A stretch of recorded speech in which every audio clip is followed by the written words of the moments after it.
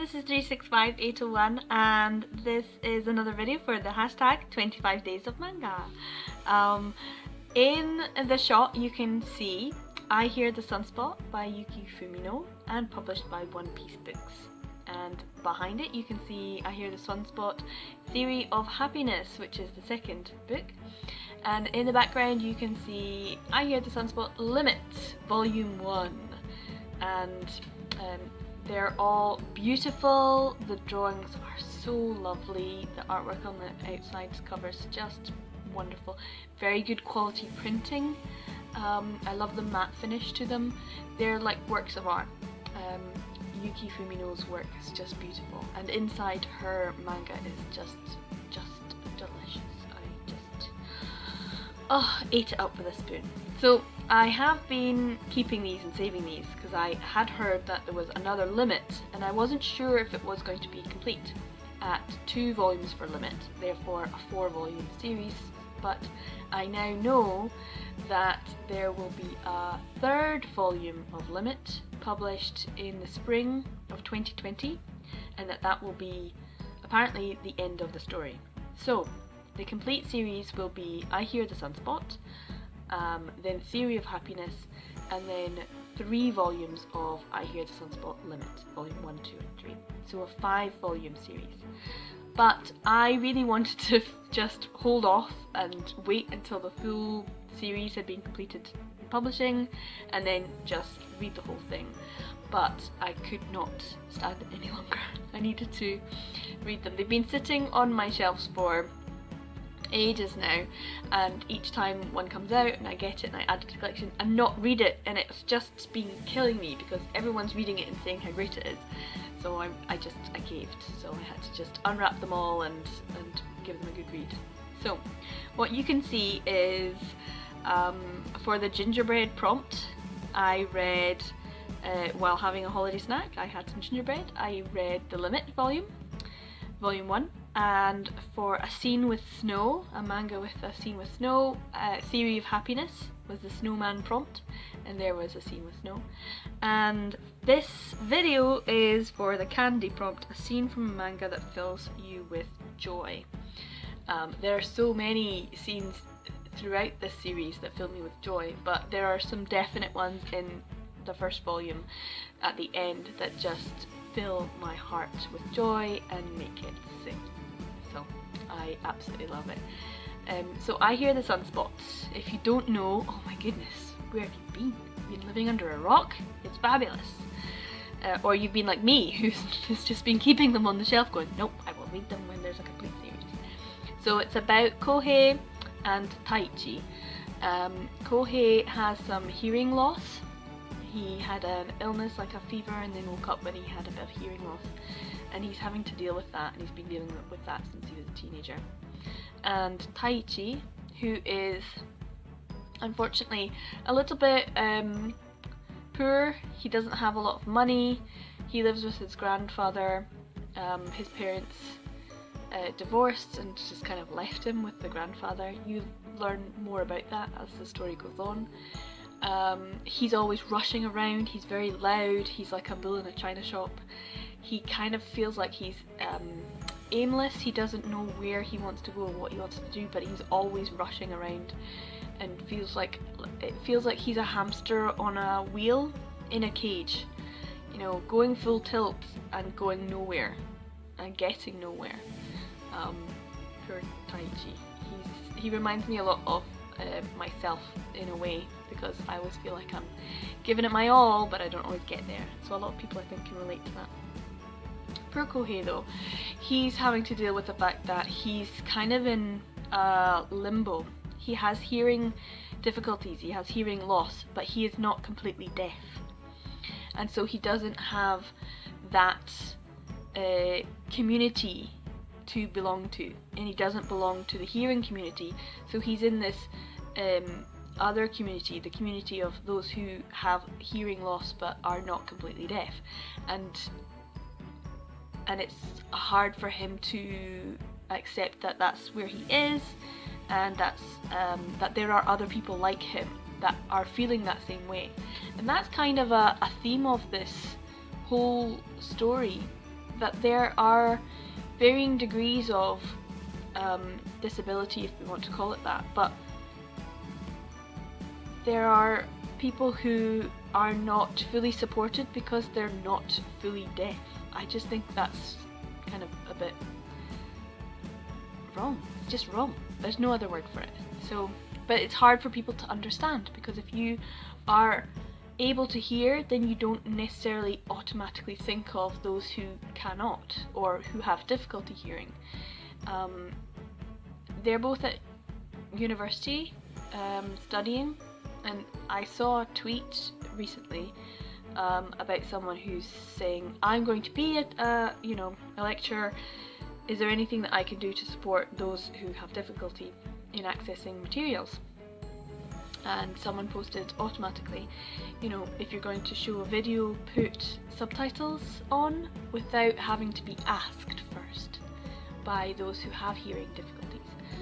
And it's little things like that if you're able to hear, you wouldn't normally think. So I do think that was quite commendable for that new to academia lecturer, saying, hey guys, let me know, I will do the research as well, but if you can tell me now, then that helps me so that I can get it prepared and ready. So I think that's quite something that we all have to be more aware of. So yeah, that was definitely something that this series is good at doing in a very non-obvious way. It makes you think about the world around you and what it would be like if you did not have the ability to hear everything. And if you've ever had some hearing loss before, I did when I was younger, like when I was really young, and I have had to different times, but like when I was a child I had, I don't know if anyone knows this, it's called glue ear when you're a child and you have to have grommets put in. So it's like your the channel in your ear gets completely clogged up and you have to have it drained with grommets. These little like valves get put into your eardrum. And I don't know, I've had it, and I'm starting to get a bit older and starting to have that hearing loss. It's funny when you can't hear the answer that the learners in your class are giving you, and yet if you can hear exactly when a child's not doing what they're supposed to on the other side of the room. It's funny that. So yeah, I can understand the whole idea of hearing loss. I think it's something that I might have to deal with in the future.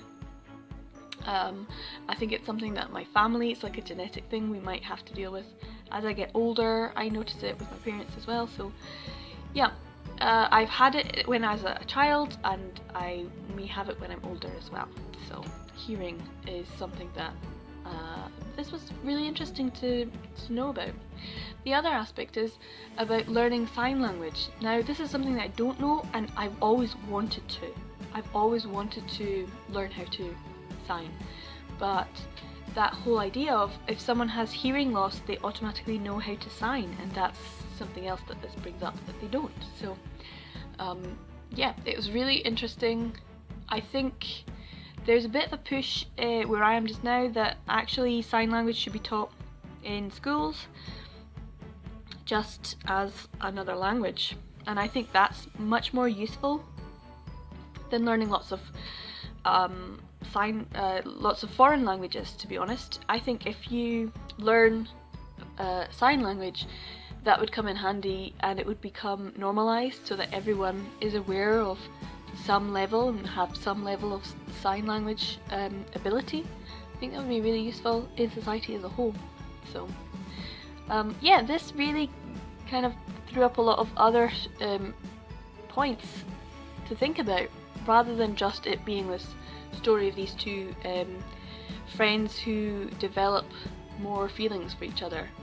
It's kind of obvious that Taichi is the kind of person who some would describe as a late bloomer. I don't know what his sexuality would be classed as, because I don't think of him as a sexual person. I think of him as someone who may develop that when he also develops romantic feelings. So I don't know what that's classed as, but for me that's something that I really relate to. that you only really feel like you're connected with someone when you're emotionally connected with someone. So that's something that I really liked in the story, that he's not the type of person that just goes off and has lots of but he was still excited when he got asked out on a date, or at least he thought he was getting asked out on a date. And so that's where there's a lot of issues. Communication. Once again, communication is key when it comes to relationships, and being able to communicate honestly and openly. And when you have a hearing loss, that also creates... So this is the kind of story when there's a lack of communication or there's miscommunication, and it's perfectly justified. And yet at the same time, it's not, because at the same time I think you could have just told each other. You could have just had the conversation. You could have just been honest. So this is where it gets to. They have this relationship, they get to become friends. Taichi is taking notes for Kohei, bad notes, but he's doing it for lunch bentos, like lunch boxes, because he just eats food with such gusto. And that's another point where I really relate to. So I could have used Taichi as the person who I relate to the most. I really do relate to Taichi. He's a bit of a mess at times, and I feel like that's me as well. But he always means well. So there is a sort of misunderstanding, and by the end of it, they've fallen out. They want to get, become friends or get back together, or there's just too much of a misunderstanding. I don't want to go into it, but this scene at the end, I was crying and I was so happy. They were just so happy tears just streaming down my face, and then the next page there was another happy tear moment, and then a couple of pages on there was another happy tear moment, and it was just every single time. Like, just that moment of you can just feel your heart being squeezed. So I Hear the Sunspot is full of beautiful moments, lovely drawings, interesting deep characters that go through a process of development, and I really like what's happening so far. I think Santa may be bringing me the 4th volume. I hope he is. Might be coming in the post soon. So I Hear the Sunspot. I thoroughly recommend, as everyone does, because it's a bit of a hyped manga.